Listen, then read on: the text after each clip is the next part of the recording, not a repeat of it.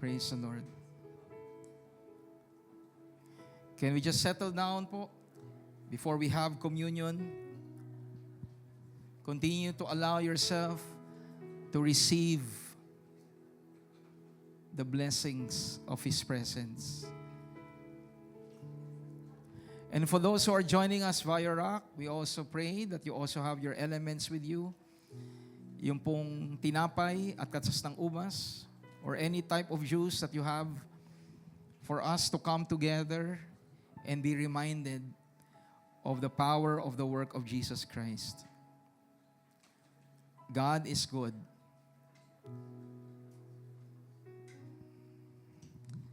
The communion is no ordinary meal. Maaaring ang kinakain natin ay biskwit na familiar sa atin, o tinapay na familiar sa atin, o juice o katas ng ubas. But in the sight of God, this is special. This is a special meal. Because this is the meal that God has ordained for us to remember Jesus. Sabi niya sa kanyang mga alagad, whenever you take the bread and you drink from the cup, do this in remembrance of me. Very specific po ang sabi ng Panginoon, the communion is the way for us to remember Jesus. And this is the focal point of our life, yung ginawa ng Panginoon. So let us not take this for granted, because if we do so, there is an admonition from the Apostle Paul. Nang sabi niya in 1 Corinthians, that's the reason why many of you are sickly, many of you are weak, and many of you have even gone ahead of time. Meaning, meron po mga ilang kapatid nung time na yon ay hindi pa dapat pumanaw pero pumanaw. And what Paul is saying is that they missed out the value of the communion. You see, our strength in this world is on the Lord, what He has done. So ano man po ang inyong kalagayan ngayon, rest in the perfect work of the sacrifice of the Son of God. You may be sick today, but as you value what Christ has done, see yourself walking in divine health. May mga pagkakataon, maaring di natin masagot bakit nagkakasakit pa tayo. Kagaya din po ng panahon, minsan tayo nadadapa sa ating po mga kasalanan. Diba? Kahinaan. But it doesn't change the truth that even if you fall, God will lead you back in who you really are, and you are righteous. Diba? Hindi po nagbabago dahil ang katwiran natin ay kaloob ng Diyos. The same thing with our health. No, you don't need to engage so much of why this happened, why did that happen. Of course, if there would be wisdom that you can learn from that. But do not dwell too much on what you missed out. Okay, do not dwell on the things that you have failed to do. If the Holy Spirit reminds you, it's not because of your weakness. It's because God wants to remind you that you are healthy. God wants to remind you that you are righteous. By faith in Christ. So this morning as we partake, let that be what we embrace. That we may have sickness now, but God in His power is able to heal you. So let us pray. Father, we give you glory and we give you praise today. We honor you for your work. At ang katotohanan ng paggalang namin sa inyo pong gawa ay sa pamamagitan ng pananalig dito. So as we come together and eat of the bread, we remind ourselves that your body was healthy. Walang sakit ang katawan po ninyong inialay sa krus ng Kalbaryo upang kami na minsan may karamdaman ay lumakad ng malaya sa karamdaman.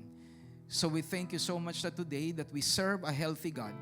We serve Jesus who is there in heaven, secured in heaven, and death has also been conquered.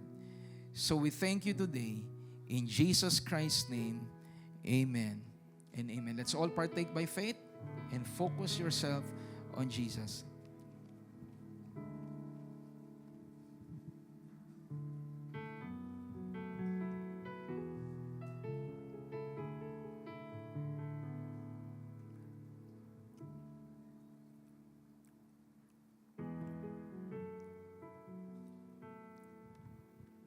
Thank you, Lord.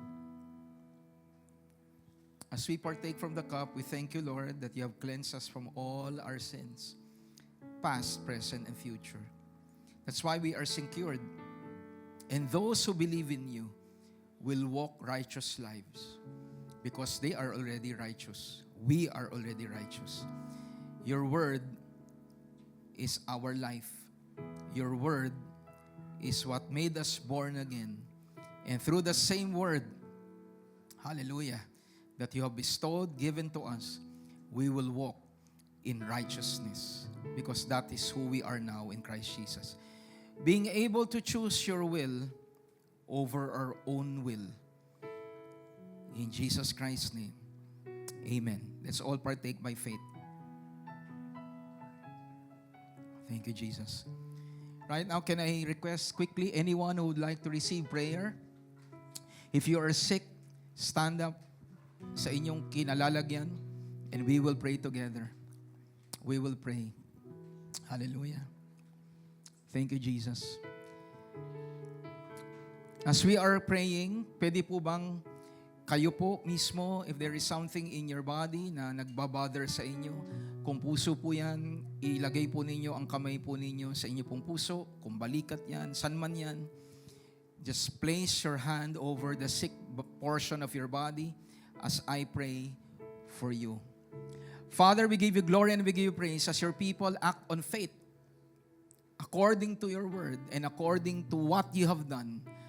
Very clear from the scripture that you healed people in the Gospels, declaring that what Isaiah proclaimed has been made available and has been fulfilled. He took our infirmities and by His stripes we are healed. So right now, Lord, lahat po ng nakatayo, habang hinahawakan po ng aking mga kapatid ang kanila pong may sakit na bahagi ng kanilang buhay, kanilang katawan, dumaloy ang kapangyarihan ng Espiritong Banal. Lord, you proclaim and you said in Mark chapter 16 that those who believe in your name, they will lay their hands on the sick and they will recover.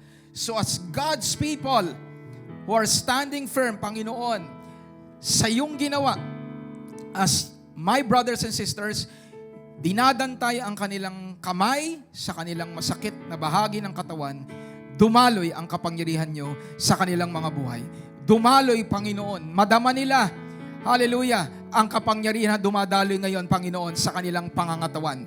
At sa oras na ito, kinakansela namin lahat ng bagay na hindi naayon sa iyong kalooban at itama ninyo at tuwid ninyo, Panginoon, ang lahat ng dapat pong maayos sa kalusugan ng aking mga kapatid, maging sa akin. Salamat, Panginoon, that you are faithful to your promise. You even rose again from the dead to fulfill your declaration and your promises over your people. So brothers and sisters, receive God's healing over your life at this very moment and begin to praise God, begin to worship God that you are healed in Christ Jesus. Salamat po, Panginoon. Sa iyo po ang papurit pagsamba sa pangalan ni Jesus. Amen and amen. Can we give the Lord a clap offering of praise? Can you say to yourself, I am healed? Once again, can you say that I am healed? For the last time, I am healed. Amen. Hallelujah. So good morning po sa bawat isa. Hallelujah. Pwede po bang muli pakibate inyo pong katabi na isang magandang umaga? Amen. So tayo po ay nasa unang linggo na po ng February. Okay? Napakabilis po ng araw. When I was preparing the message, sabi ko, grabe, February na, tapos na po ang January. Okay, napakabilis po ng panahon. And I pray that all of us will come to expectations that anytime the Lord can come back. Anytime the Lord can return. Are you excited sa pagbabalik ng Panginoon? Hallelujah. Kanina pong umaga, I was reading sa ating devotional, sa portion po ng Job. Sabi po doon, death and destruction, ang kamatayan at ang pagkawasak o paghatol, sabi doon, they find wisdom. When I was reading that, ngayon po pag narinig po natin yung salitang kamatayan, pag narinig natin yung salitang merong hatol na darating, ano po ang atin pong nadarama? Some of us might be scared. Some of us do not want to really talk about it. Pero ang sabi po sa aklat ng Job, ang taong may dunong, pag narinig po ang kamatayan at ang paparating na paghatol, naghahanda. They do not disregard it. You see, when you hear the word death and you hear the word destruction, it should stir up something in you that these two things can happen anytime. And you should be prepared. You should be prepared. And that is what wisdom tells you. Ang isang tao pong hangal o mangmang, isasantabi po yun. Pero ang tao pong marunong, paghahandaan yun. Again, when you hear the word destruction and death, it should cause you to be prepared. Hindi tayo kagaya ng mundo. Di ba? Christians are well aware that these two things will happen. Kaya sa araw na ito, it will be good for us to understand that the word is being given to you so that we can prepare for the return of the Lord. And everyone says, Amen. And why can we prepare? Because the one who promised is unchanging, and through Him we can expect yeses, and we can say, Amen. Sabi mo nga sa katabi mo, we can expect yes, and we can say Amen to our unchanging promise keeper. Napakaganda po kay ng atin pong team. He is our unchanging promise keeper. Ang Diyos natin ay nangako, meron siyang mga pinangako, at lahat ng kanyang pangako ay inuuhan niya, at dahil inuuhan niya to, makakapagsabi tayo ng Amen. Okay, so let's read sa 2 Corinthians chapter 1, 18 to 22. Bilisan na po natin. But as God is faithful, our word to you was not yes and amen. For the Son of God, Jesus Christ, who was preached among you by us, by me, Silvanus, and Timothy, was not yes and amen, but in Him, in Christ, was yes. For all the promises of God in Him, in Christ, are yes, and in Him, meaning in Jesus, they are amen, to the glory of God through us. Verse 21, Now He who establishes us with you in Christ and has anointed us in God, who also has sealed us and given us the Spirit in our hearts as a guarantee. Let us pray.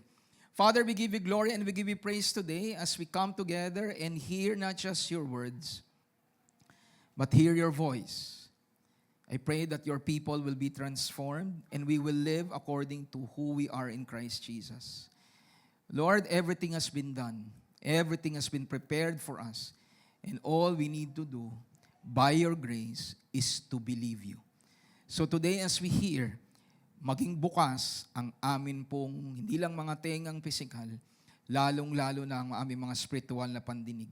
At makita po namin ang layunin nyo sa inyong mga pangako. Salamat po. We just bring back to you all glory and all praises. In the mighty name of Jesus Christ, we all shout, Amen and Amen. So ang konteksto po nito, ang 2 Corinthians, ay yung mga taga-Korinto po, they were asking Paul, totoo ka ba sa iyong mga sinasabi na pangako na gusto mo talagang pumunta sa amin? No, there were predicaments that hindered Paul to go to Corinth. So ang kanyang isip, sa naririnig po niya ng mga chattering, si Pablo hindi man natin mapagkakatiwalaan kasi sinasabi niya, pupunta siya, tapos babaguhin na naman niya yung kanyang oras, sasabihin na naman niya, hindi siya makakapunta. So si Paul, para po mawala yung kanilang mga kaisipan patungkol sa kanya, si Pablo sinabi po ang mga talatang ito. Na ang sabi niya, but as God is faithful, our word to you was not yes and no. Na may times, oo, tapos biglang spur of the moment, babaguhin namin, hindi na. So yun po yung context nito po. And as I was reviewing and studying this, ganun po kalalim ang commitment po ni Paul. Na sinasabi niya sa kanyang sa mga kapatid niya sa Korinto, alam niyo ba ang Diyos hindi nagbabago, ang Diyos tapat. Ako ang pagkakilala niyo sa Diyos tapat, kilalanin niyo din akong tapat. Sabi mo nga sa katabi mo, magagawa mo ba yung ginawa ni Paul? Na masasabi mo, alam mo si Lord tapat ako din tapat. That was Paul's declaration. Hindi kami basta lamang nagsabi na itong plano namin tapos last minute, drawing. Di ba? Marami sa atin ganun Di ba? Maraming nangangako, aalis tayo dito, pupunta tayo doon, pag-ipunan natin, pag dumating na yung araw, wala. So we can say to ourselves that we are not like God in terms of faithfulness and commitment. Pero isa ang nakikita po natin dito. Si Paul understood whom he represented. Ang nire-represent niya ay Diyos na tapat, kaya inaasahan ng mga representative niya na maging tapat din. Tanong mo yung katabi mo, nakatira ba si God sa'yo?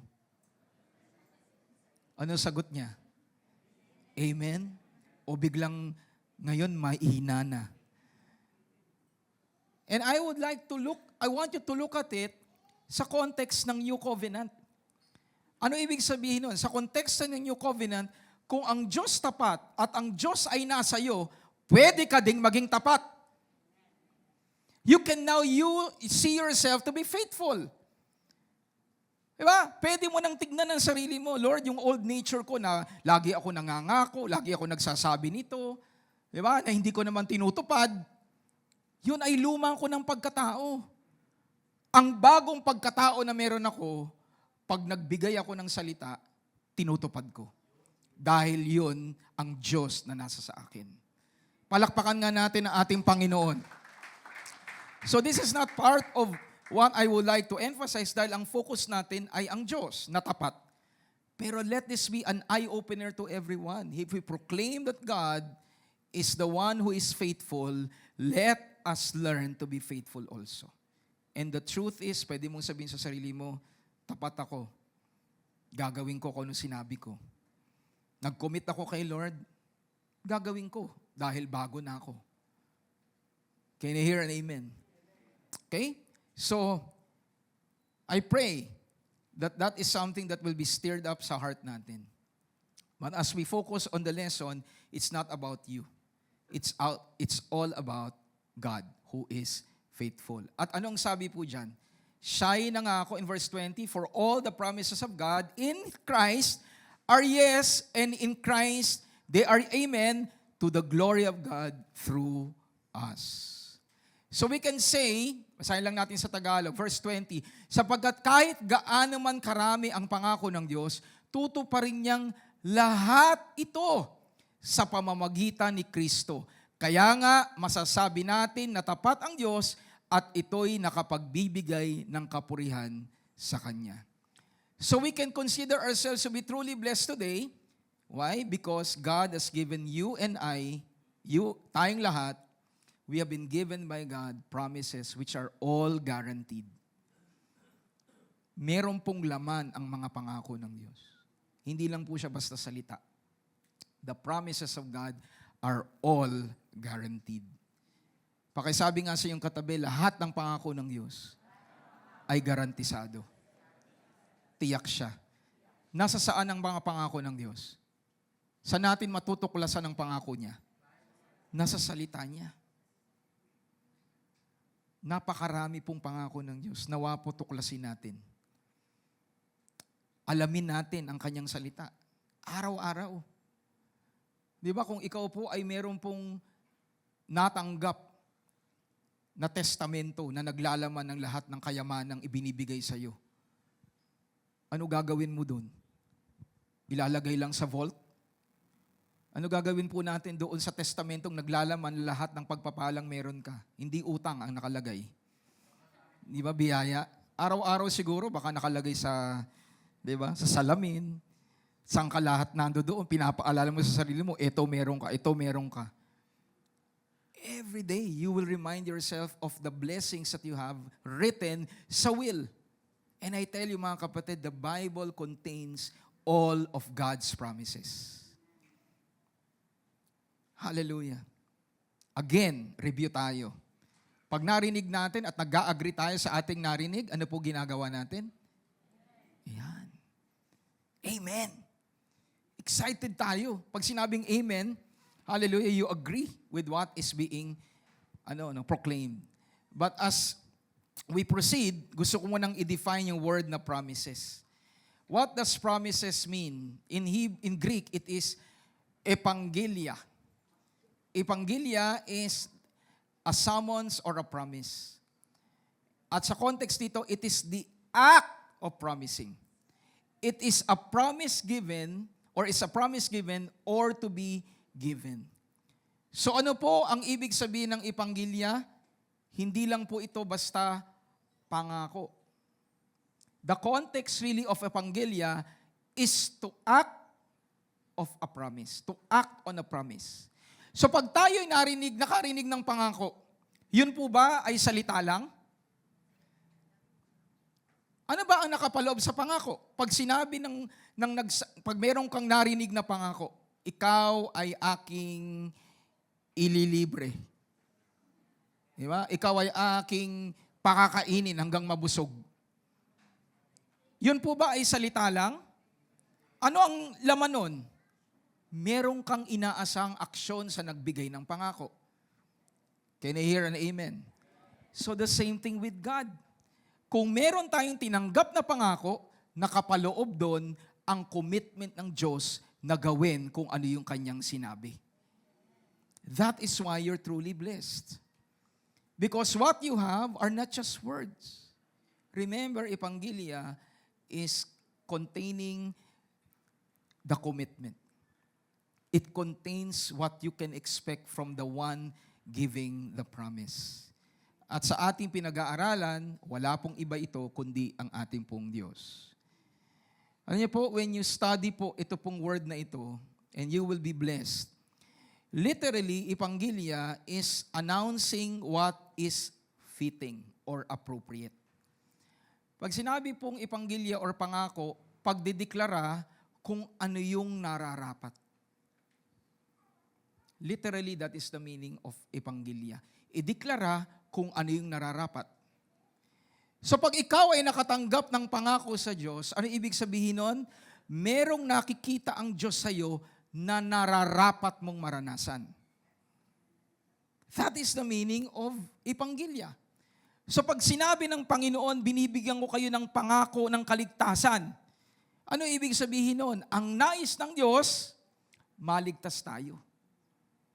He is giving you a promise of salvation. That is why you need to understand na ito ang gusto ng Diyos para sa iyo. Pag nakatanggap ka ng pangako, ng kagalingan, dinideklara ng Diyos kung ano yung nais niya sa iyo. At ang nais niya, ikaw sa gitna ng iyong karamdaman, makaranas ka ng kagalingan. Sa gitna ng kasalatan, nakatanggap ka ng pangako, ng salita ng Diyos.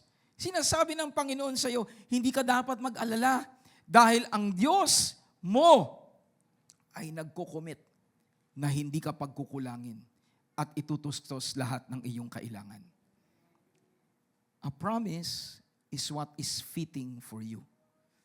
So it is to your advantage that you find out the promises of God. So pag nakakita tayo ng mga bagay sa buhay natin at nakita natin ang salita ng Diyos, yung pangako niya, matutuklasan natin na may mga bagay na hindi nararapat para sa atin. Meron tayong mga tinatahak sa buhay natin na hindi naaayon sa kanyang mga pangako. So ang gagawin natin sa grasya ng Panginoon sa pamamagitan ng pananampalataya, simulan po nating panaligan ang Diyos at ang kanyang mga pangako. Palakpakan ho natin ang ating Panginoon. At alam niyo po, when you study deeper, ito pong word na to, it also not just promises, but it points to covenants. Covenants. Ano ba yung covenants? Tipan. Di ba meron tayong sa law, nung ako'y college po, meron pong commercial law. Part of the commercial law, may kontrata po na verbal at saka po may kontrata pong written.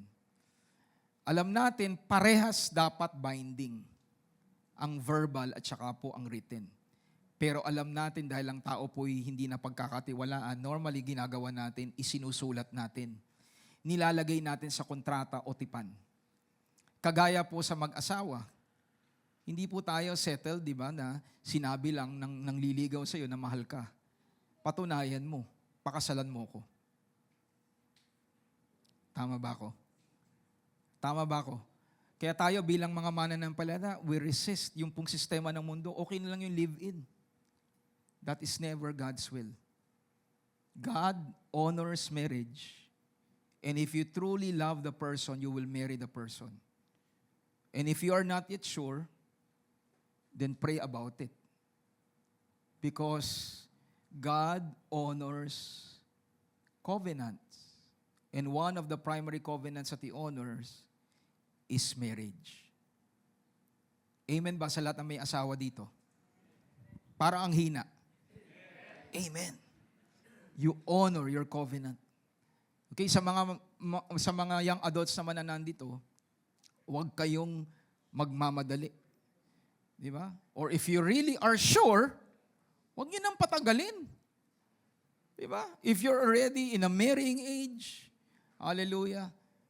Basta sa akin, ang general rule ko po, although may mga instances naman pinapayagan natin, general rule, sa science kasi 25 years old, develop na yung brain.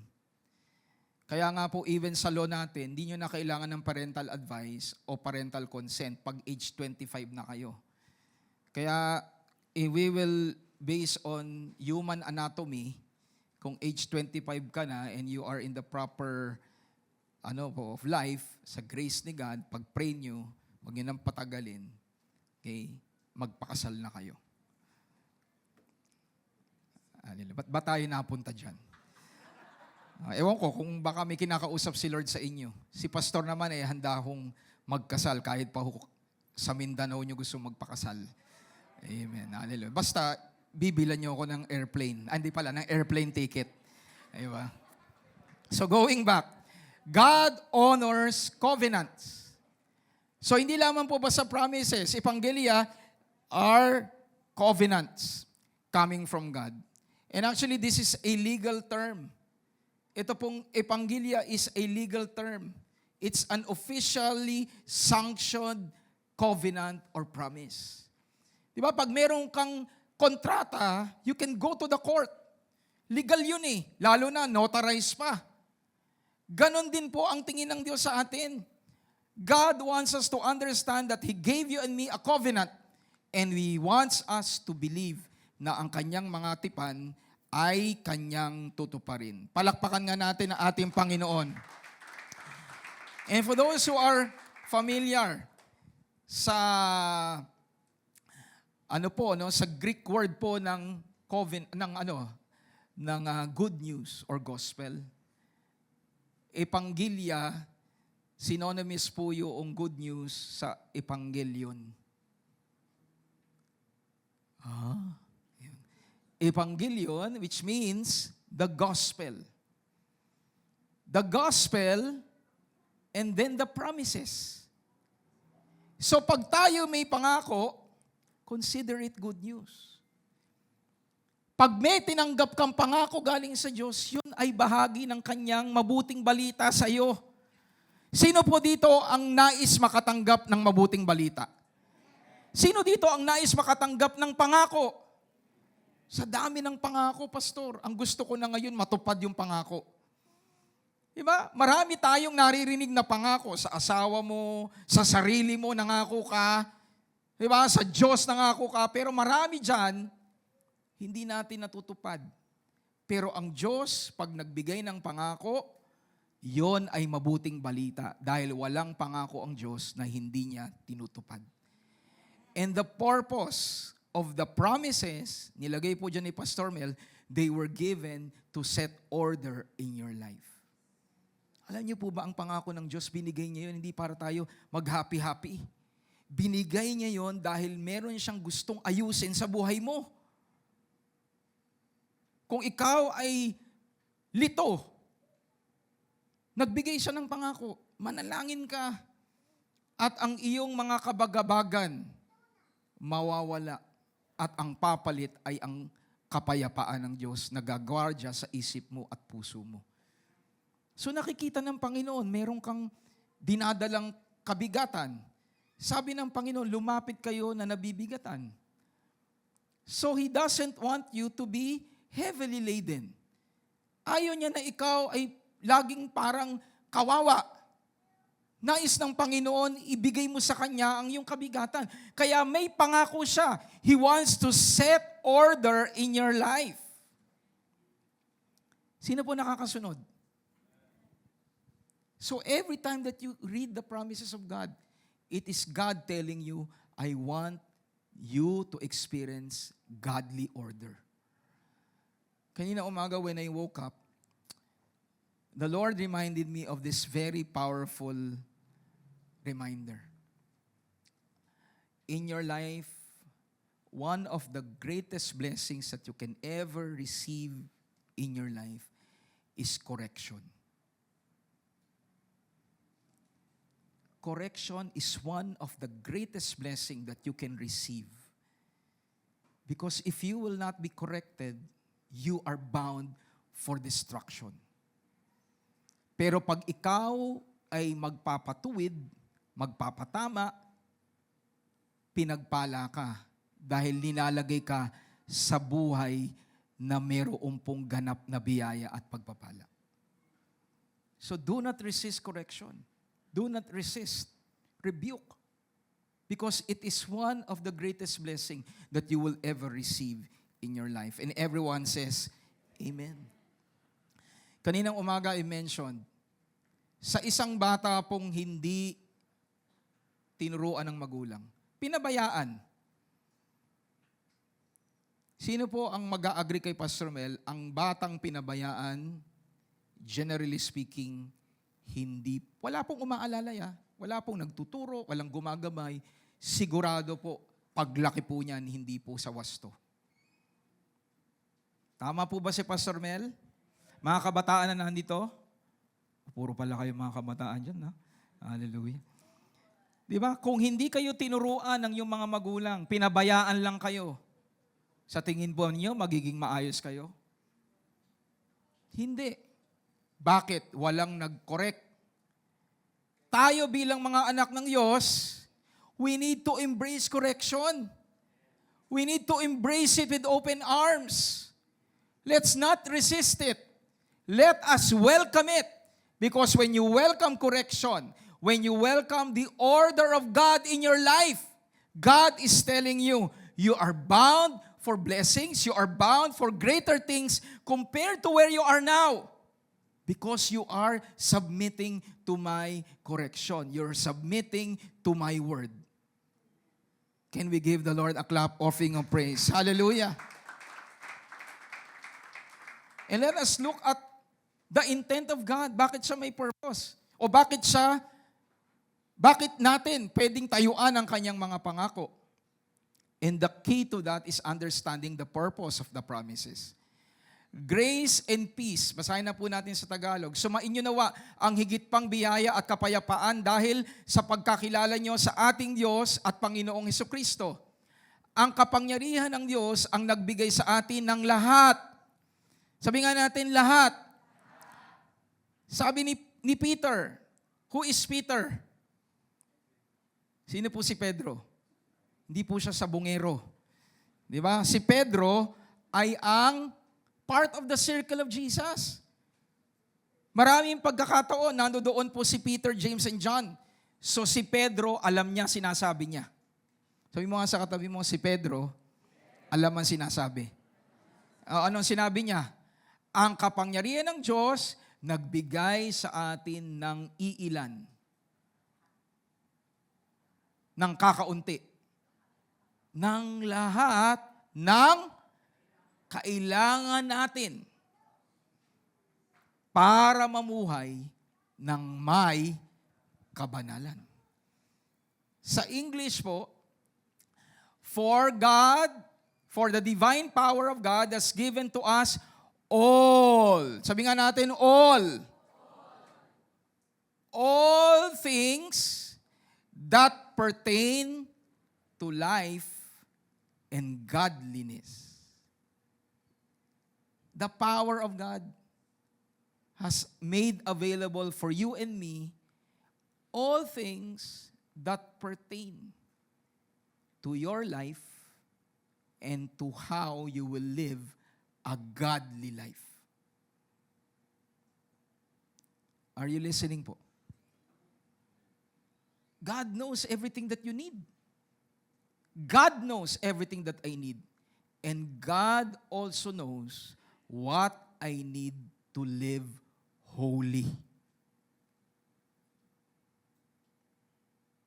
Is it past tense or future tense? It's actually past tense, given. It is now for you. It is now with you. And why is that so? Because sabi doon, God and Lord Jesus Christ. Do you have Jesus Christ? I can't hear you. Do you have Jesus Christ? So you have everything that pertain to life and godliness. Palakpakan nga natin ang ating Panginoon. So, sabi dyan, ito'y sa pamamagitan ng pagkakilala natin sa Kanya na tumawag sa atin. Klaro na binabanggit po doon yung lahat ng bagay na kailangan natin sa buhay at para mabuhay na may kabanalan, yon ay ating mararanasan sa pamamagitan ng pagkakilala natin sa Kanya na tumawag sa atin.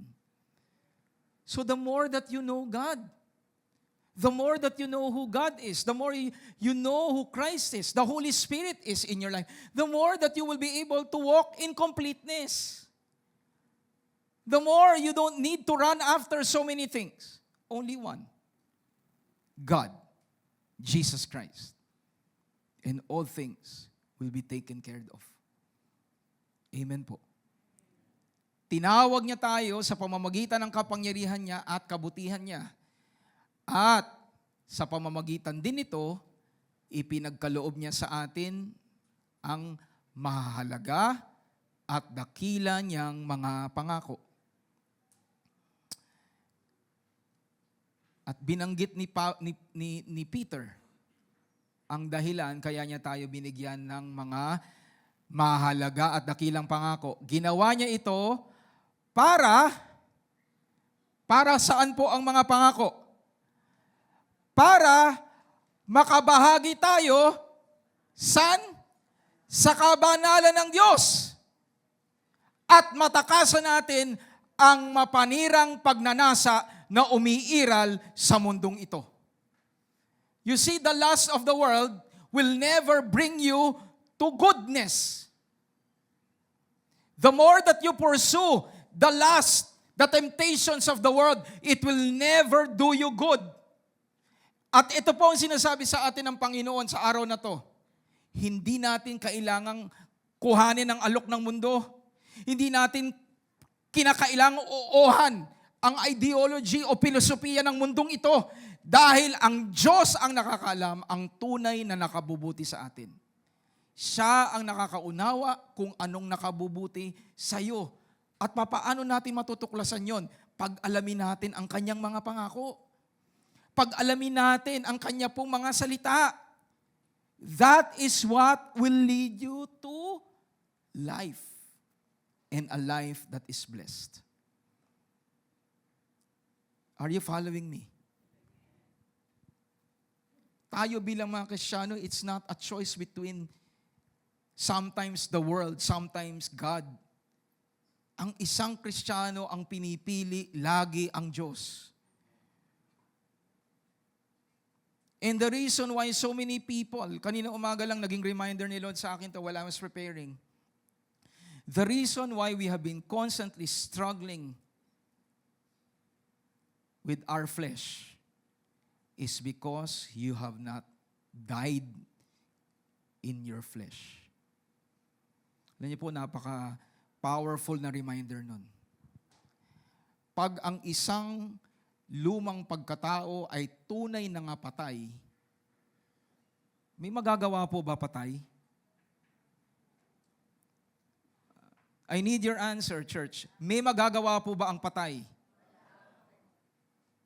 The reason why you have been struggling, no, at ini-entertain pa natin ang pilosopiya ng mundo, yung struggle mo sa kasalanan, struggle mo sa ganito, and you're having doubts regarding yourself, is because you have not really died to your old self. Because, klaro, only those that are dead will experience the resurrection.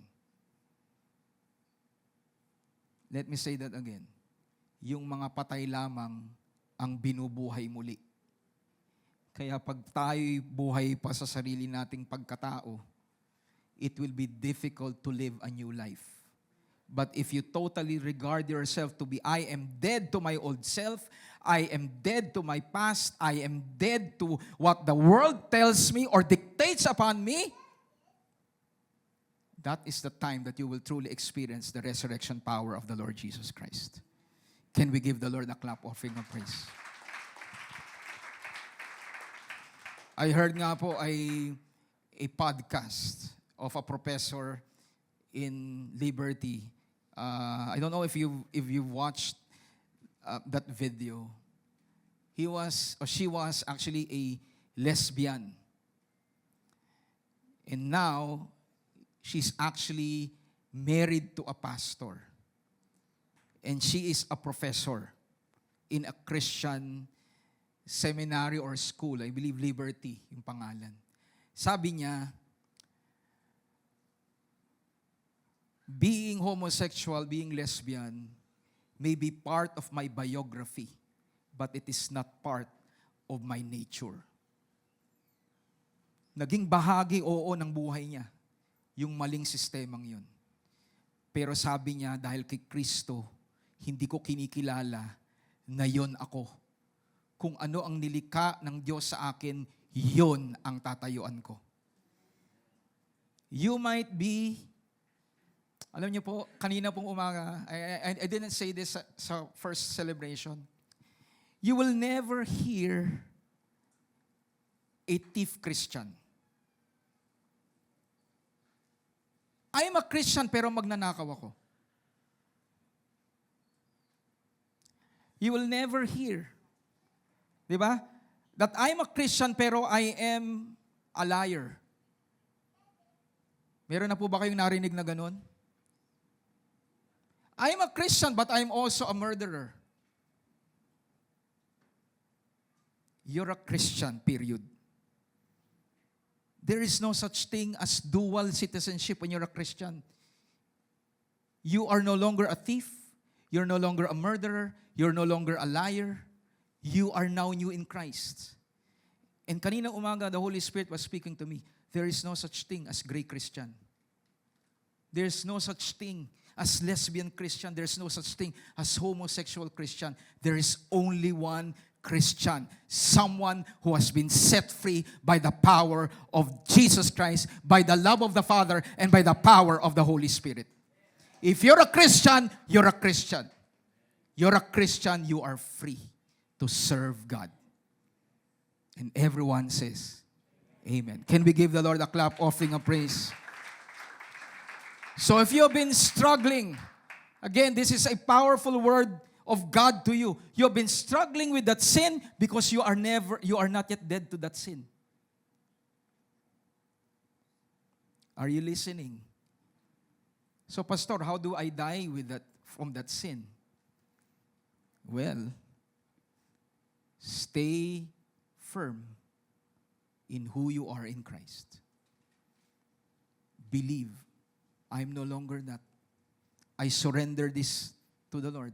I surrender these thoughts to God. I surrender these desires to you, Lord, because I am now dead to this.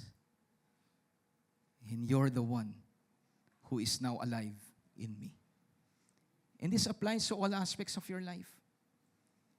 Marami po tayong struggle sa buhay natin. And again, kaya tayo nag-struggle kasi hindi pa tayo patay dun.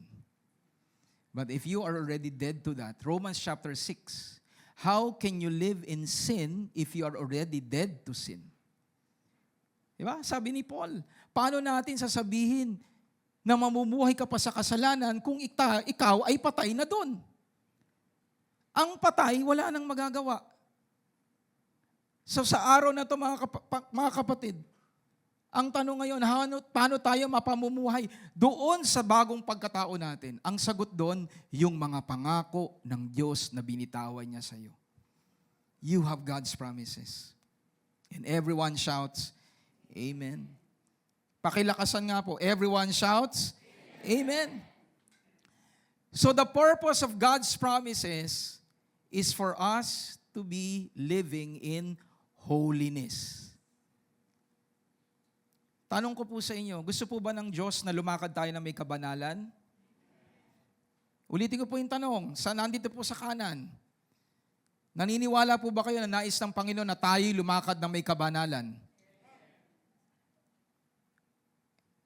Paano natin magagawang lalakad sa kabanalan? Ano binigay ng Diyos? Pangako niya. So sabi natin, Pastor, nais ng Diyos lumakad tayo ng kabanalan. Yung kabanalan na yon mangyayari sa atin pag nilakaran natin ang kanyang mga pangako. So ang ibig sabihin, tutuparin ng Diyos ang mga pangako niya dahil gusto niyang lumakad ka na may kabanalan. So knowing the purposes of God is what can lead you to confidently say, Amen. Klaro po ba si Pastor Mel? When you know the purpose of God, you can say, Amen. Lord, you do not want to be lost. You do not want it to be running, going to this and that and those and that. Paikot-ikot lang ako. This is not the life that you intend for me, Lord. At sinabi mo, sa salita mo, itong gusto mo.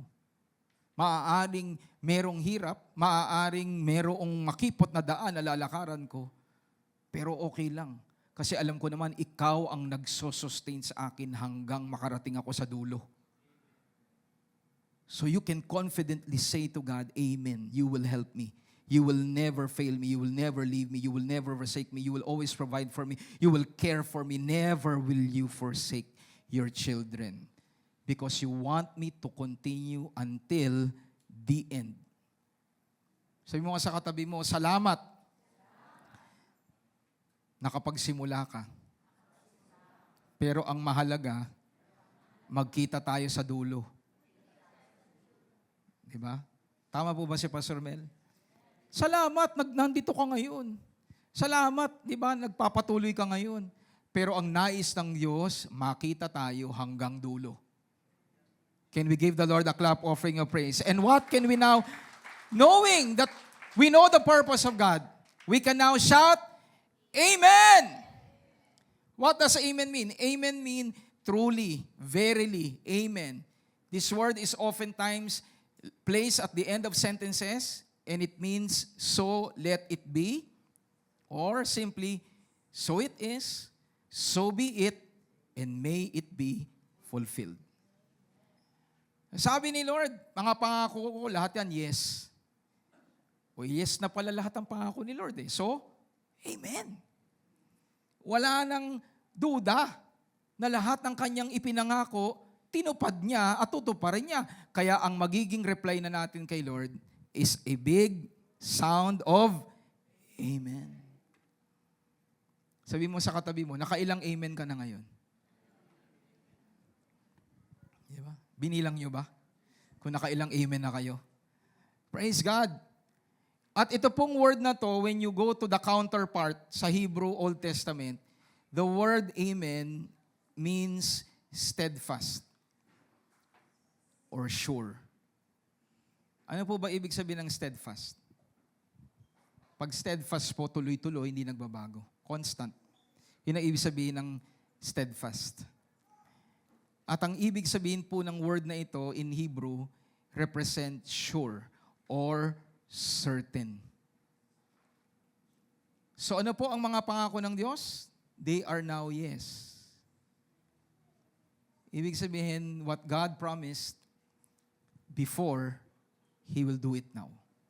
Dahil ang kanyang salita ay hindi po niya babaguhin. And everyone shouts, Amen. So if there is something sure really in your life, it would be God's promises. Pakisabi nga sa sarili natin, say it to yourself, one thing is sure in my life, it's the promises of God. Remember that. Isa lang po ang sigurado. Ang mga pangako ng Diyos, tutuparin niya. Palakpakan ho natin ang Panginoon. Hallelujah. So the question now is, why would God fulfill His promises? Kanino nakafocus ang mga pangako ng Diyos? Alam ko na pong alam nyo ang sagot. Sino ang pinakamalakang yes ni Lord sa atin? Who is the greatest yes of God to us? Jesus Christ. Sabi dyan in verse 19 and 20, for the Son of God, Jesus Christ, who was preached among you by us, was not yes and no. Ibig sabihin si Kristo, hindi siya pabago-bago. Yung preach na si Christ ay hindi po oo ngayon, bukas hindi. Sabi ni Paul, but in Him was yes. Sabi nga natin, in Christ, there is only yes. Diba, napakasarap kaya nun? Napakasarap kayang makakilala ng isang being na oo. Oo sa lahat ng pangako. Diba? Sa mga may asawa dito, alam kong mapalad na papalad kayo. Bakit? Kasi ang napangasawa nyo, lahat ng pangako niya, tinutupad niya. Oh. Diba napakapalad natin? Napakapalad ni Pia, napakapalad ko kay Pia kasi lahat ng pangako niya, tinupad niya. Ganon din ang pangako ko. Napakapalad ka rin. Pag may mga magulang kang pag nangako, tinutupad. Oh. Diba? Tama ba mga anak? Mapalad ka. Pag ang magulang mo nangako, tinutupad. At mapalad din naman ang magulang na ang mga pangako ng anak, tinutupad din. Oh, di ba? We are blessed when you have promises that are fulfilled. And that is what we have in God. At sino ang sentro? Si Kristo. Palakpakan nga natin ang ating Panginoon. Hallelujah! Woo! Nararamdaman niyo po ba na hanggang alauna tayo ngayon? Praise God! Hallelujah! Daman-daman ninyo. God, Jesus, is the only foundation why we can expect yes in all of God's promises. Hindi po ako, hindi po sino man ang pangako ng Diyos, lahat oo, dahil si Kristo Jesus. Kung ibinigay ni Jesus Christ, ni God si Jesus Christ, bakit tayo mag-aalinlangan sa kanyang mga pangako? Are you listening? Pag binigyan ka ng bahay, kanina umaga pinag-uusapan namin. Pag binigyan ka ng bahay, diba, at nakapaloob doon yung mga appliances, lahat ng mga bagay sa loob ng bahay, bumili ka or mayroon kang binigyan ka ng bahay, ang tanong ko sa kanila, kung naibigay sa inyo yung bahay, tas nasa loob ng bahay yung mga appliances, sasabihin ba noong nagbigay sa iyo, yung bahay lang enjoy mo ha? Huwag mong gagamitin yung mga appliances dyan. Di ba? Pag ibinigay sa iyo yung mas mahalaga, which is the house, then it is not difficult for you to believe na lahat ng nasa loob ng bahay, pwede din pong ipagamit sa iyo. Ganon din kay Kristo Jesus. Sino po dito ang may Jesus Christ sa buhay? Kung may Jesus Christ ka sa buhay, lahat ng may kinalaman kay Kristo, ibinigay din sa iyo. Lahat ng meron ang Diyos, ibinigay din sa atin. At paano natin yan malalakaran? Again, submit to the promises of God. Surrender your life to the Lord. Let the will of God be done. And decide to walk in holiness and godliness, and God will allow you to experience the fulfillment of His promises. Hallelujah. So right now, we will just have a break. At ang break po natin ay magbigay. Di ba? Today po is first Sunday. Okay? At ngayon po ay paalala sa atin to bring not your tithe. Tandaan natin, ang ika po ay hindi atin. Kanina po ang ika po? Sa Diyos. It belongs to God. At kanina po umaga, again, no, when you're in tune with God, He reminds us of things. Oftentimes, ang tingin natin po sa atin pong pagbibigay, binhi. Do you agree with Pastor Mel? Madalas sa atin naririnig, yung binibigay natin, tinatanim natin, binhi yan. Pero kaninang umaga, the Lord reminded me, actually in 2 Corinthians, binabanggit po doon, that let your fruits of righteousness be evident or multiply. So ang atin pong mga ibinibigay sa Diyos ay hindi lang po yan binhi. Yan po ay larawan ng inyo pong tinanggap na bunga. Sabi nga natin, ang ating ibinibigay sa Diyos ay bunga. So ibig sabihin, when you give little, nangangahulugan, pag konti ang binigay, konti ang bunga. Di ba? Sinasabi natin sa Lord, Lord, ito lang binigay mo. Kukunti po yung fruits ko. Are you listening po? And the truth is, God is never stingy. Ang stingy po, yung isip natin. Ang nagseset ng boundary sa ating binibigay ay yung ating isip.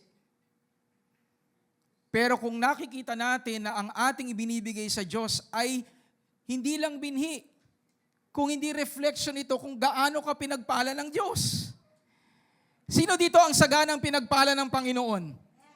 So it will never be an issue to you to give so many because you know that God has really blessed you.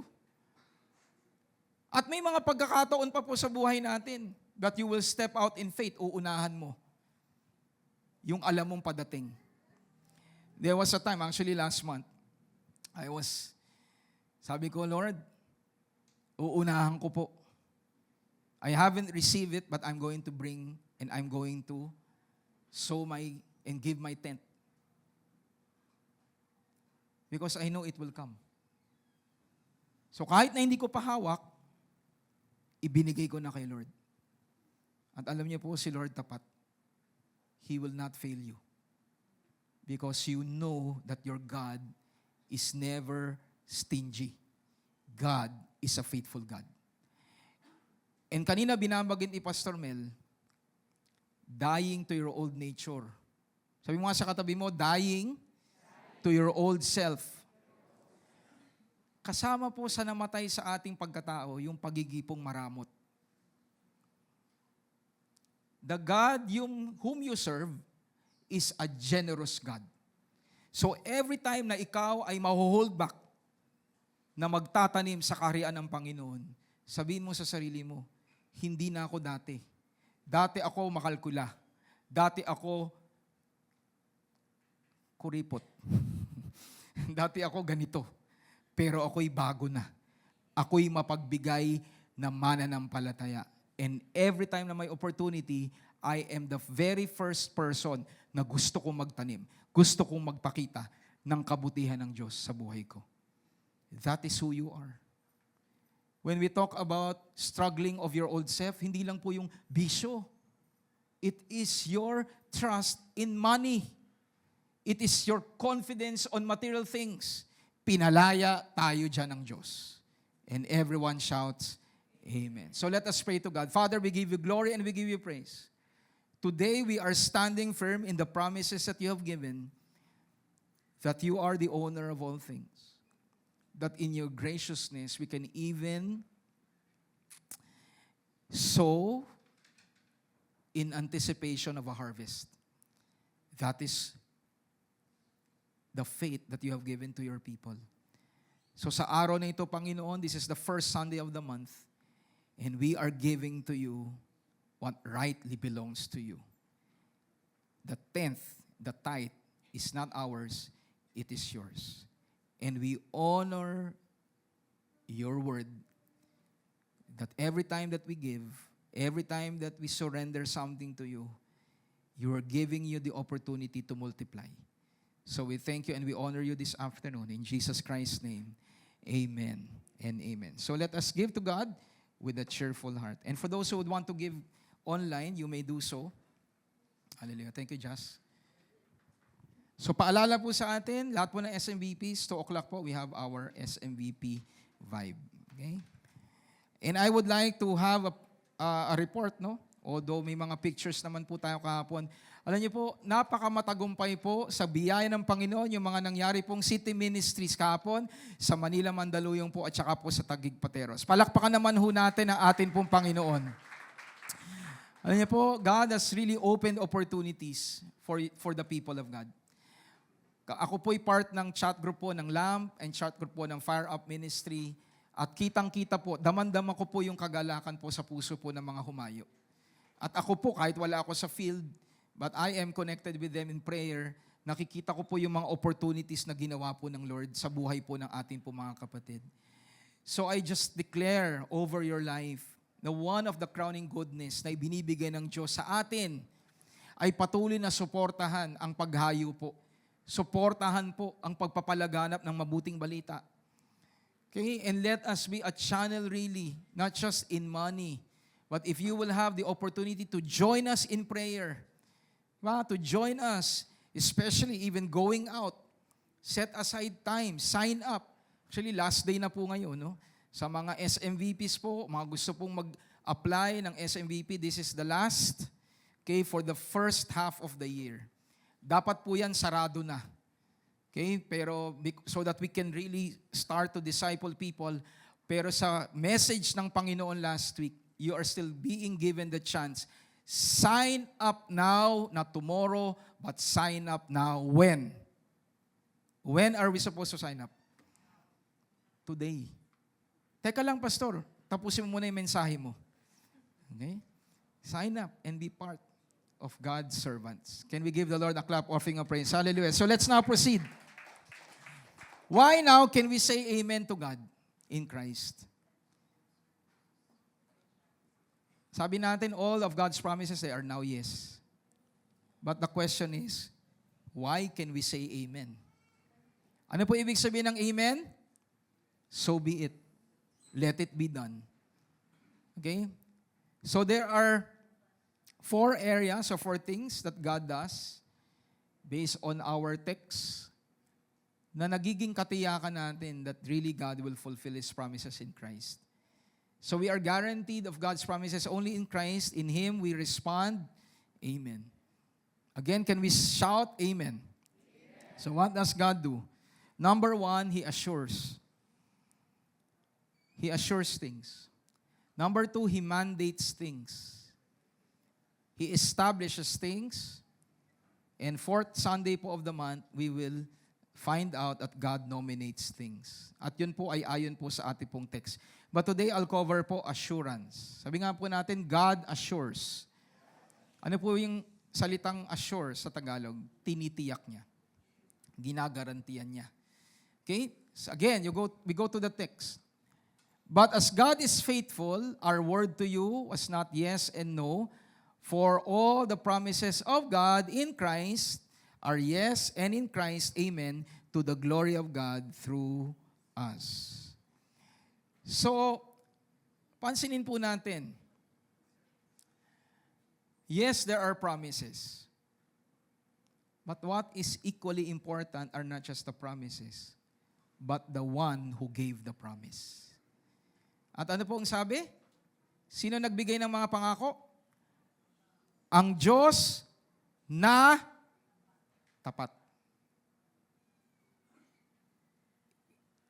God who is faithful is the one who assures us of the fulfillment of all His promises. And based on what we have read, it is God who actually assures the promise.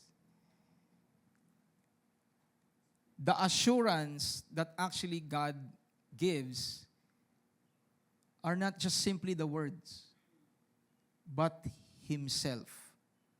Kasi sabi, God who is faithful has given you promises.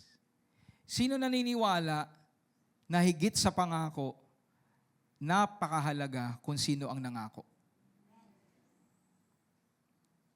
I hope you will receive that in your spirit today. God did not just give you promises. The one who gave the promises is faithful. So we can say that the assurance that God gives us regarding His promises is no other than Himself. Sa Tagalog, ang katiyakan ng pangako niya sa atin ay siya mismo. Siya mismo ang katiyakan ng pangako. Are you listening? Let me give you a very practical, and some of you might laugh at this. Kanina I used an example. Nakakita po kayo dito sa lamesang to, nakapatong. Ililibre kita sa Vikings. Nakalagay dyan. Di ba, wala nang tao dito. Tapos nakakita ka, ililibre kita sa Vikings. Pag nakita nyo po yun, ano ang unang gagawin nyo? Ano unang gagawin nyo? Siyempre, babasahin. Tapos, hahanapin kung sino yung nagsulat.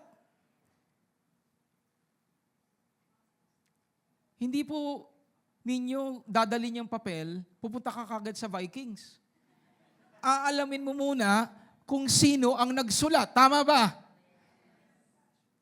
Kanina, ginamit ko yung isang leader ng babaguhin ko ngayon. Inalam mo ngayon. Tapos nalaman mo yung kanyang fiancé naman. Kanina yung babae ang ginamit natin. Ngayon yung fiancé naman. Nalaman mo, si RJ pala ang nagsulat. Diba? Nasulat ni RJ, ililibre kita sa Vikings. Sa mga nakakakilala kay RJ. Hallelujah. Pastor, nilalaglag mo naman ako eh.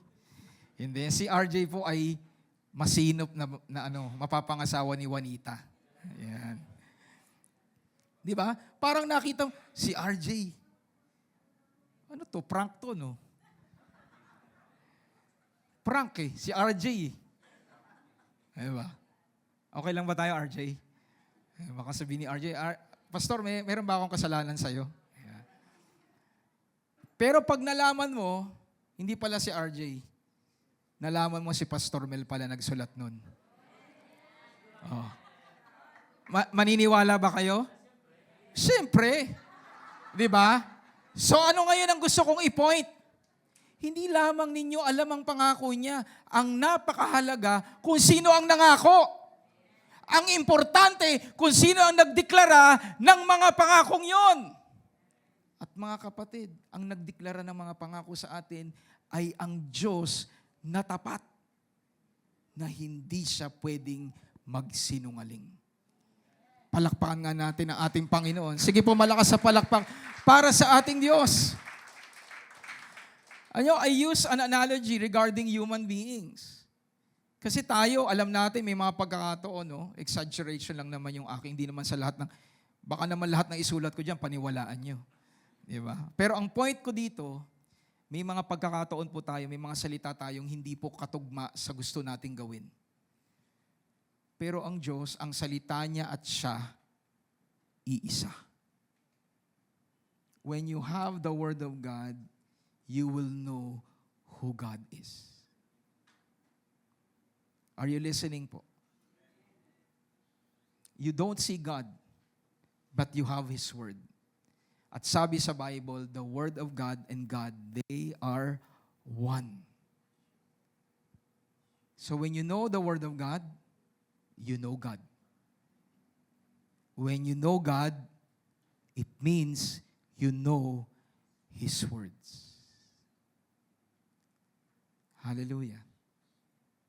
Again, let me say this to everyone. Ang assurance ng pangako ng Diyos ay siya mismo. Let's look at Hebrews chapter 6, 13 to 15. I'm almost done. For when God made a promise, yan na naman tayo, Pastor, I'm almost done. Tao ka nga talaga. Hindi ka Diyos. Di ba? For when God made a promise to Abraham, because he could not swear by one greater, God swore by whom? By Himself. Wala nang pwedeng pumanik sa Diyos. Kaya nung nangako siya kay Abraham, nangako siya at itinaya niya ang sarili niya. Hallelujah. Are you listening? Saying, surely, blessing I will bless you, and multiplying I will multiply you. And then in verse 15, ano po naging impact kay Abraham? What was the impact? And so after Abraham patiently endured, he obtained the promise. Abraham experienced what was promised. Why? Why did he experience what was promised? Because he endured. Ang tanong, bakit siya nakapag-endure? Bakit siya nagtiyaga? Ano ang meron siya? Pangako ng Diyos na hindi nagsisinungaling. Are you listening po? Nagtiyaga siya. Bakit? May pangako siya at yung pangakong yon galing sa Diyos na hindi nagsisinungaling. I mentioned kanina po, we can all reach the finish line. Makakarating tayo sa dulo nang hindi natin tinatalikuran ng Diyos.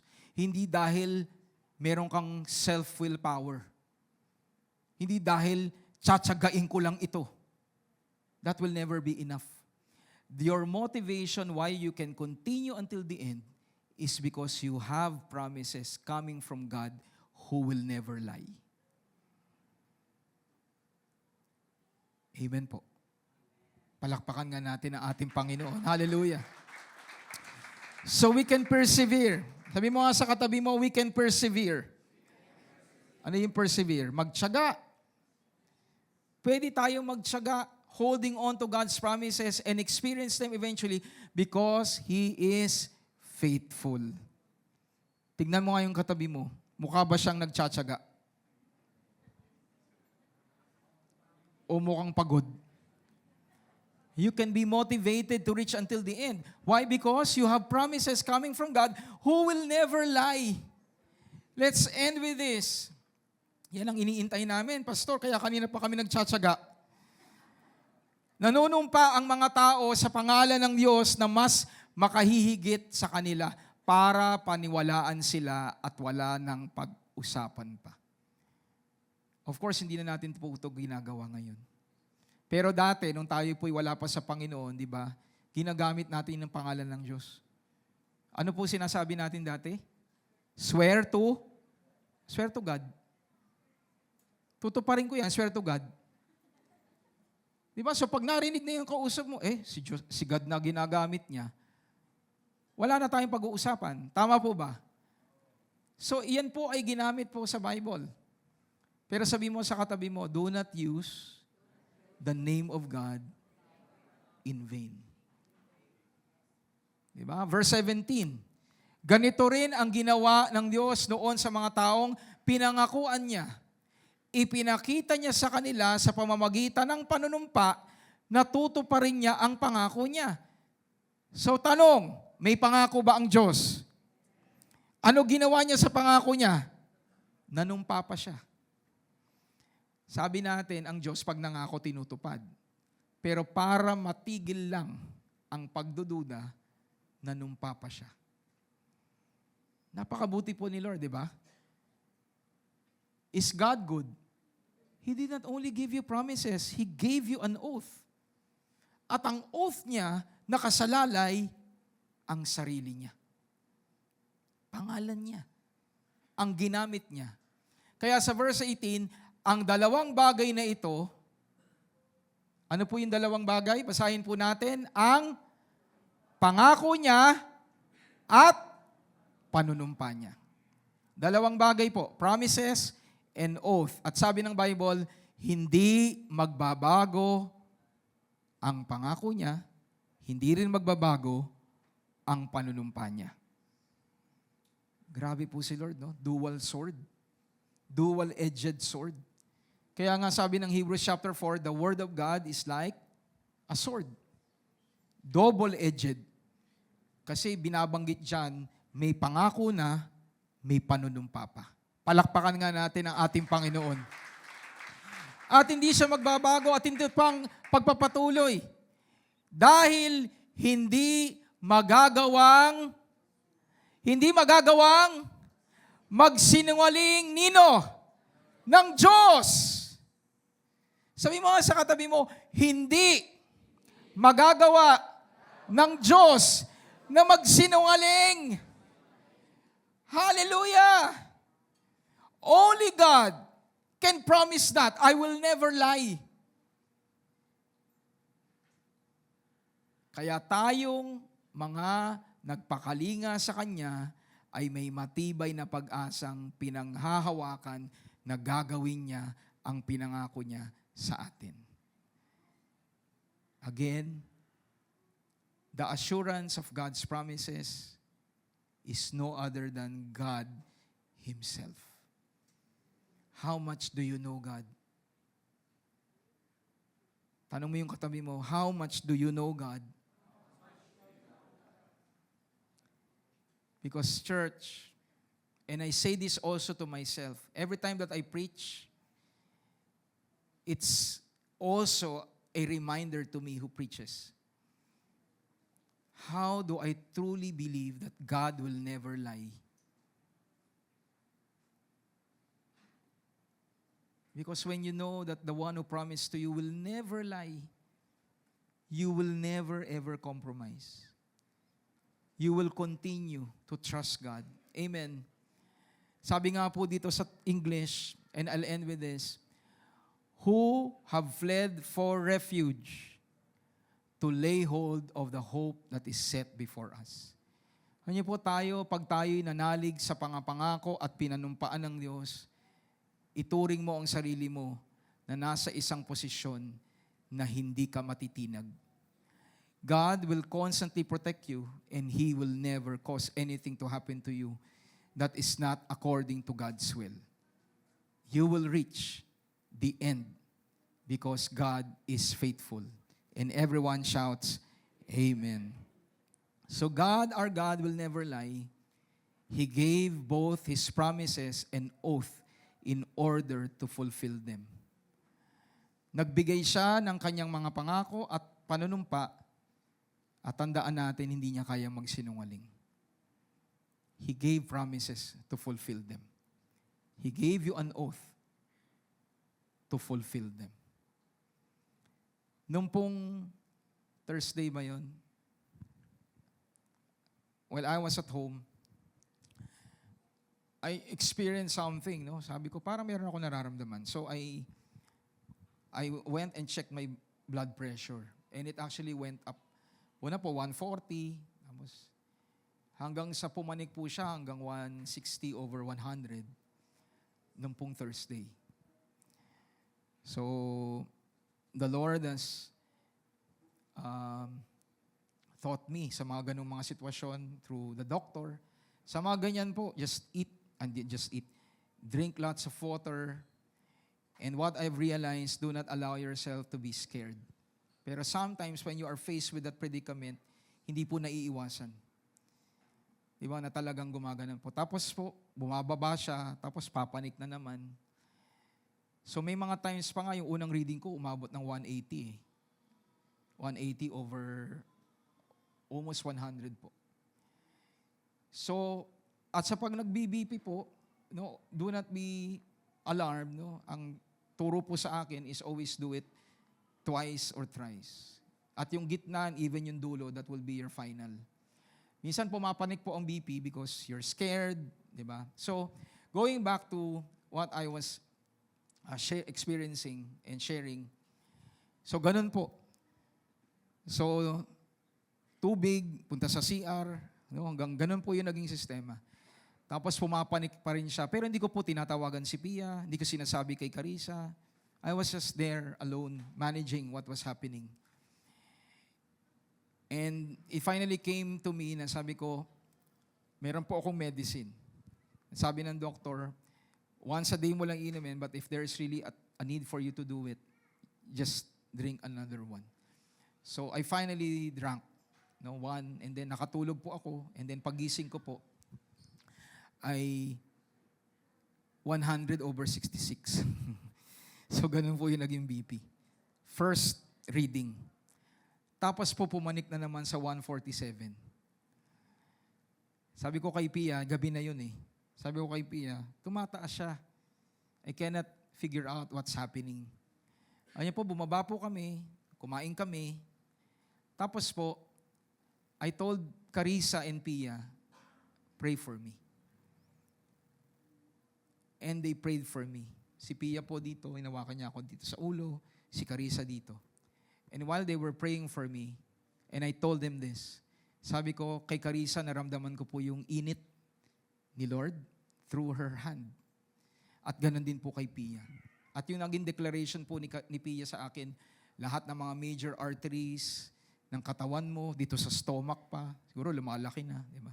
So sabi niya, major artery dyan, dito. Alam niyo po, pagpanik po namin sa taas, my blood pressure was normal. It became normal. Tapos the following day po, actually bago ako matulog, check ulit, normal po. Tapos po, pagkagising ko ng mga around 1, nag-check na naman ako. Hallelujah. It was normal. And then, tulog po ulit ako, and unang-unang pagmulat ng mata ko, this is what God told me. I have redeemed your life from destruction. And that is actually a word of God in Psalm 103. Bless the Lord, O my soul, and forget not all His benefits. And one of the benefits that David enumerated there, you redeem my life from destruction. And God was telling me, be at peace. I will not allow anything to happen to you that will destroy you.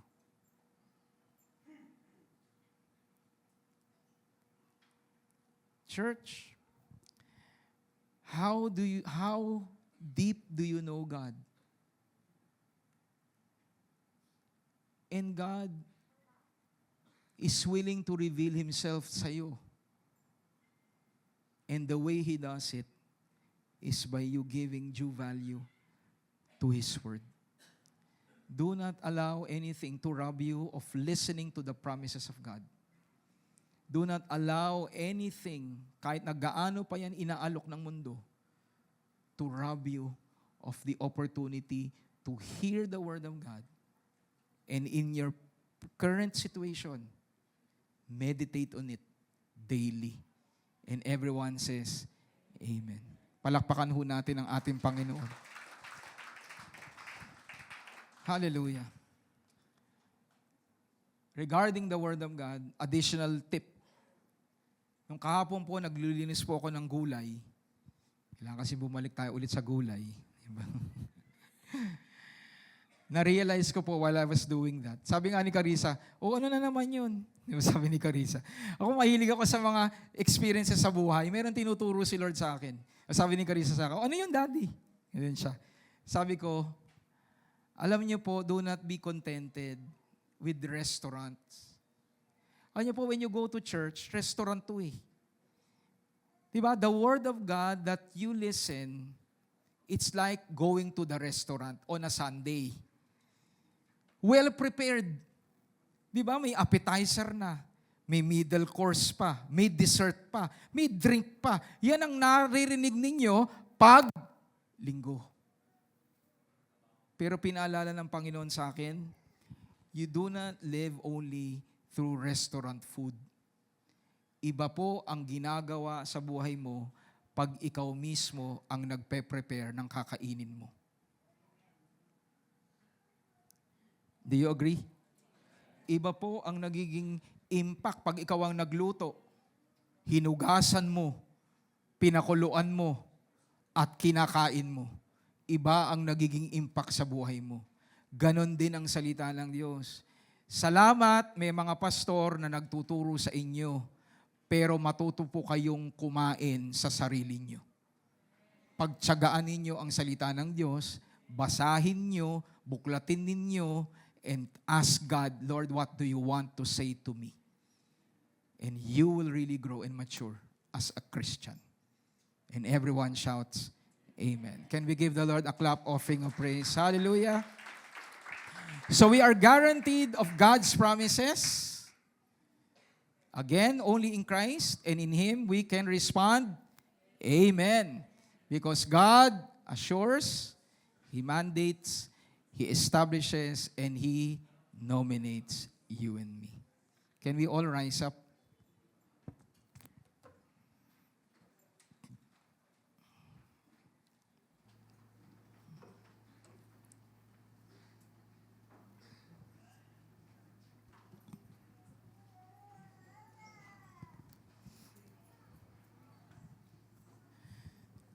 Let us pray to the Lord.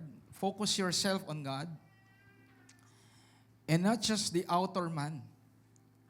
When we say focus on God, hindi lamang po yung outer man nyo. If you are born again, you have the Spirit in you. Connect with God with what is inside of you. And allow the Holy Spirit to talk to you today. The message is so clear. God has given promises to us, and in Christ they are all yes.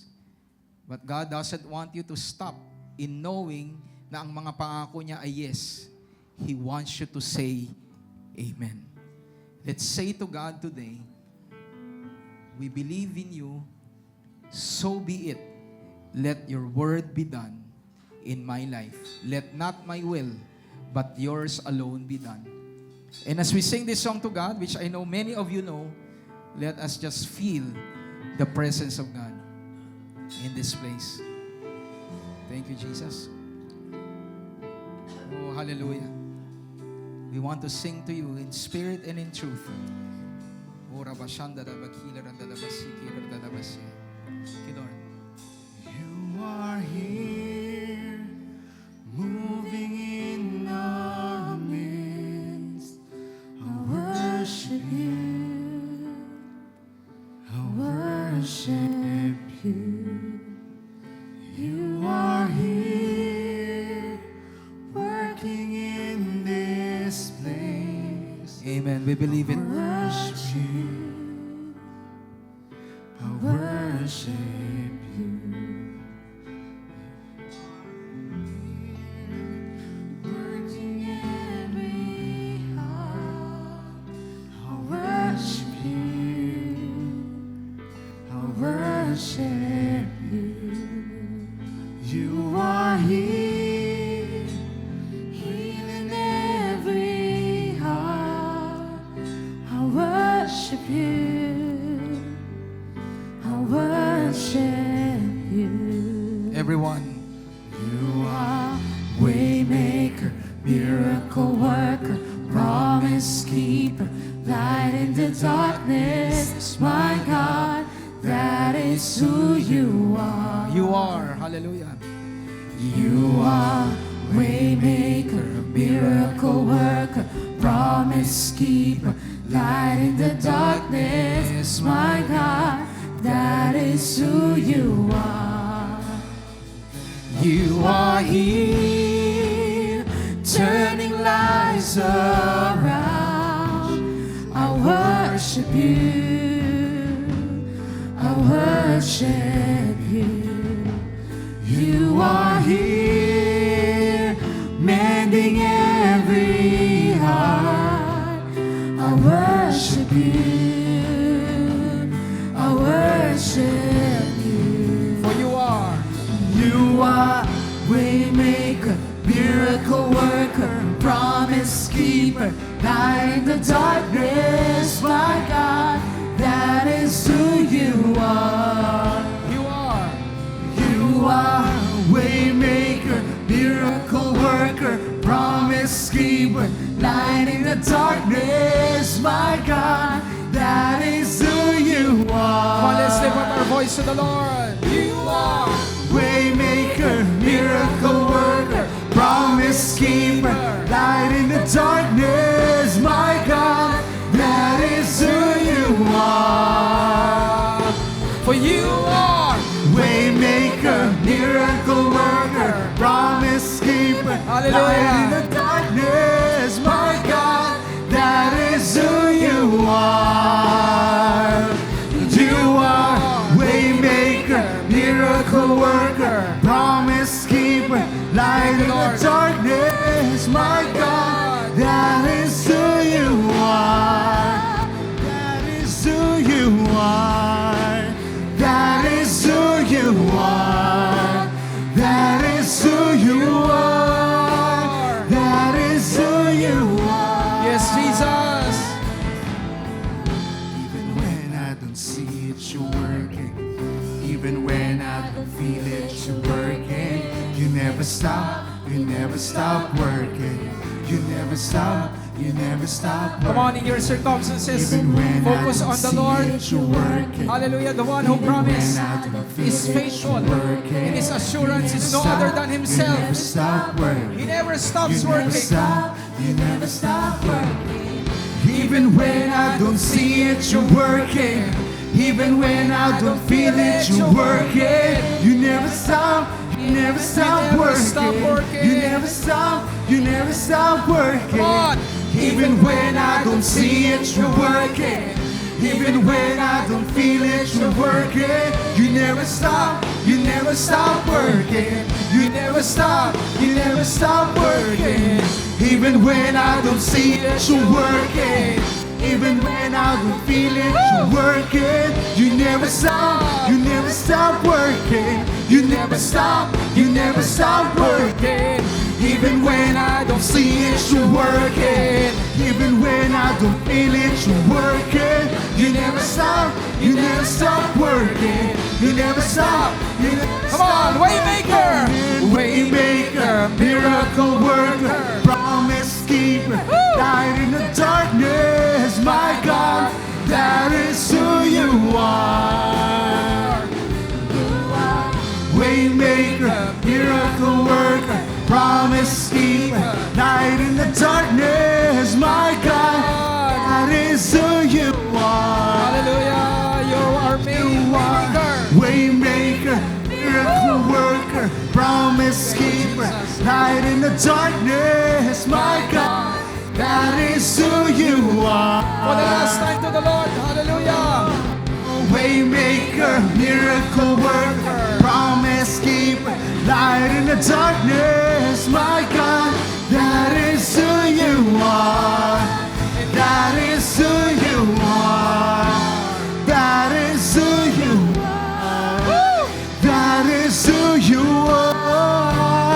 That is who you are. That is who you are. That is who you are. That is who you are. That is who you are. That is who you are.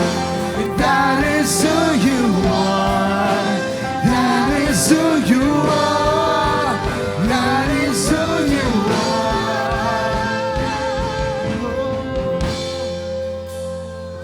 That is who God is. You will never lie. You will never abandon your promises towards your people. And the commitment that we have from you is no other than you yourself. We are thankful, Lord, that today your promises are all yes. And because we know that in Christ Jesus, we say, Amen. Let it be done. And when we say, Lord, let it be done, it means, let your will be done. Let not our own choices prevail. Let not the choices of the old self prevail today. But let the new nature, the new creation that we have living in us be the one to be seen by people around us. That our lives are called in holiness. are called in holiness, in service to the one who gave the promise. And today we are making a choice again.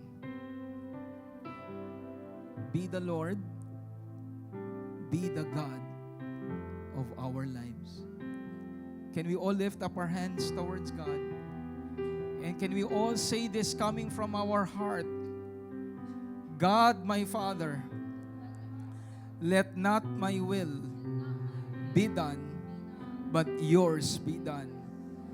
Once again, can we say that? God, my Father, let not my will be done, but yours be done. For the last time, God, my Father, let not my will be done, but yours be done. In Jesus Christ's name, amen and amen. Lord, we totally surrender our life to you, to the one who remains to be faithful. And I see people here that are reflections of how faithful you are. And Lord, I know that we have just ended the first month of this year of crowning goodness. And I believe, Lord, with all of my heart, there will be greater things that your people will experience compared to before. And so we receive them by faith. We receive them by faith. And we totally submit to the Lordship and the will of God in our lives. And everyone says, amen and amen. Thank you, Jesus Christ. Kids, we can again lift up our hands to the Lord. Oops. Can we say, or can we lift up our hands? The Lord bless you and keep you. The Lord make His face to shine upon you and be gracious to you. The Lord lift up His countenance, His smiling face, and give you shalom, peace. I declare the grace of the Lord Jesus Christ, the agape, the unconditional love of our Abba Father, the fellowship, the communion of the Holy Spirit to be upon you, upon your family, biological and spiritual family, and that includes kayong mga bata. As we all together, and that includes you kids, proclaim the gospel of our Lord Jesus Christ to people that are around us. Church, share the gospel wherever you are. As a church, we proclaim the gospel, hallelujah, also to those that are in Metro Manila and even the Philippines, the cities in Metro Manila and the Philippines, and even to nations, proclaiming the soon return of our blessed Savior Jesus Christ. And everyone says, amen and amen. Hallelujah. Can we just sit down for a while? We're not yet done. Huwag niyo pong ikakat yung feed. Hallelujah. Sige po, you may sit down, kids. Hallelujah. Thank you, Holy Spirit, for reminding me that this is a special day for us as a church because you've received already the blessings coming from God. Pinagpala po ba kayo? Amen. And before we say our usual spiel sa bawat isa, tinatawagan ko po yung ating pong kapatid, hallelujah, hindi na po siya straight from Pakistan, siya po straight na from Binangonan. Di ba pala sa third floor pala, sa fourth floor. Straight from the third floor, or from the fourth floor. Yung ating pong kapatid na galing po sa Pakistan, si Chloe Kabuyaw ay nandito na po. Hallelujah. Palakpakan po natin ang Panginoon sa buhay po ni Chloe. Nasaan na si Chloe? Ito na pala. Okay, and she will render a special number para sa ating lahat. Palakpakan natin si Lord kay Chloe. Amen. Praise the Lord po sa faithfulness niya all throughout po this year.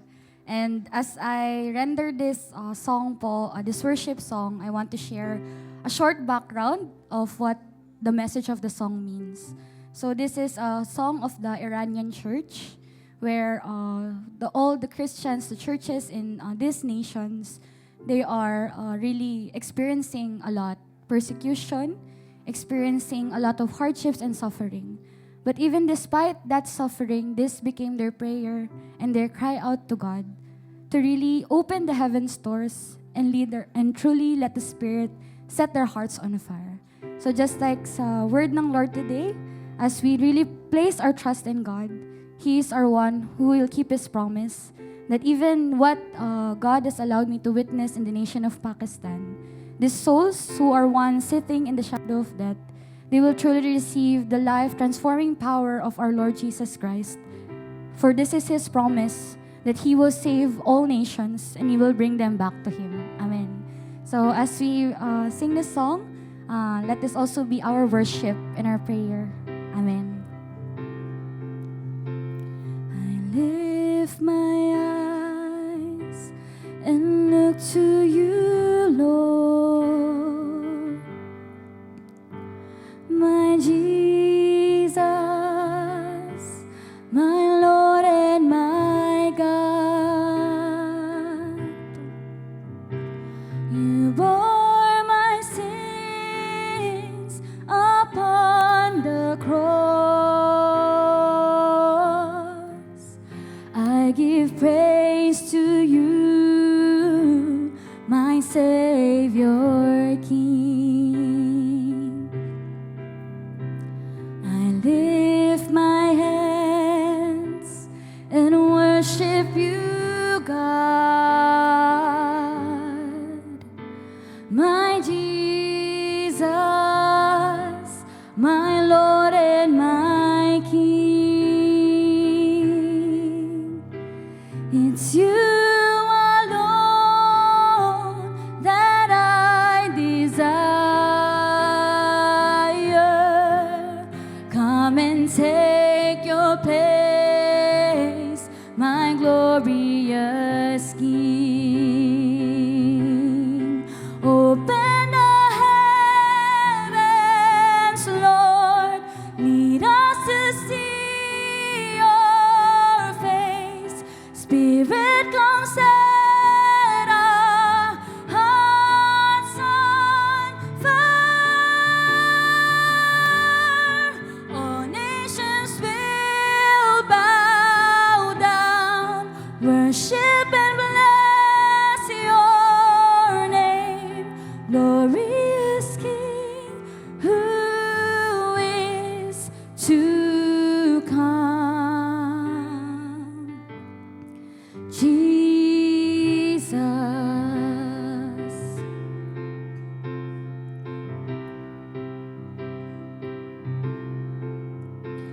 एक खुदावंद तुझे देखता हूँ, तू जो है मेरा खुदा, तू ना चाहता है खुदा, तुझसे मुहब्बत तारीफ करता हूँ। हाथ उठाकर तारीफ करता हूँ। यीशु जो है मेरा बादशाह, तेरे पास आना चाहता हूँ। मेरी रहनुमाई करे, आसमान खोल दे हम पर तू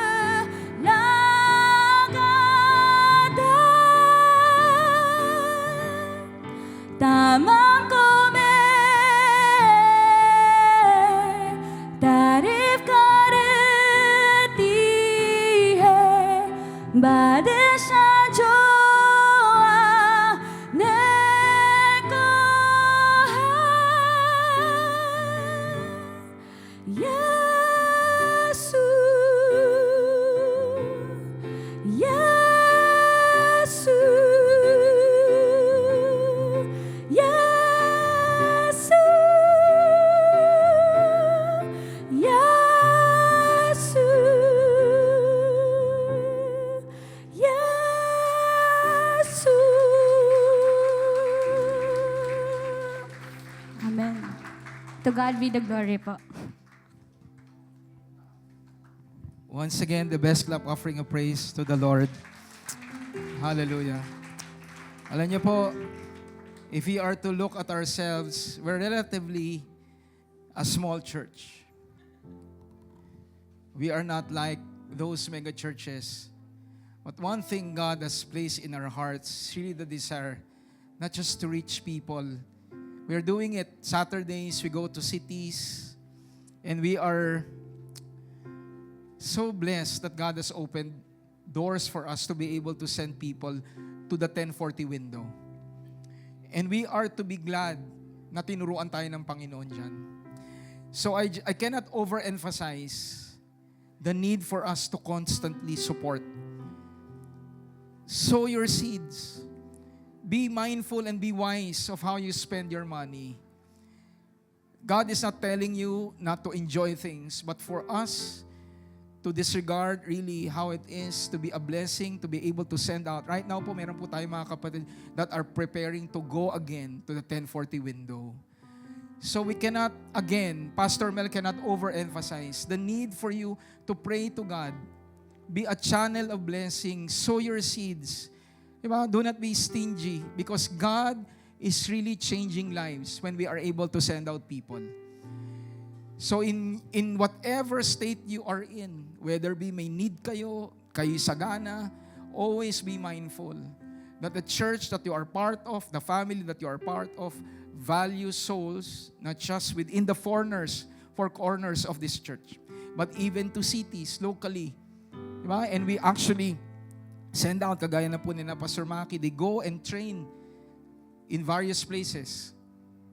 And this impacts not just Rain in Life. It impacts people, the body of Christ. And especially, it impacts even people outside the Philippines. So, I just hope and pray that you will always have the heart to sow your seeds into God's kingdom. Hindi lamang po dito sa church, kung hindi po, hallelujah, when you do that, we are able to manage things so that we can send more people out into the 1040 window and even to the rest of the Philippines. Palakpakan na ho natin ang ating Panginoon. So God bless you. Welcome back, Chloe. And we thank God for what God has done through her life. Tayong lahat ay tumayo. Hallelujah. Pakisabi nga sa inyong katabi, we are part of God's family kingdom, for we are highly favored, greatly blessed, deeply loved, all because of our King in us, the Lord Jesus Christ, and everyone shouts, Amen and Amen. So thank you so much for joining, and for those who connected with us via Rock, remember, reign in life through Jesus Christ. God bless po.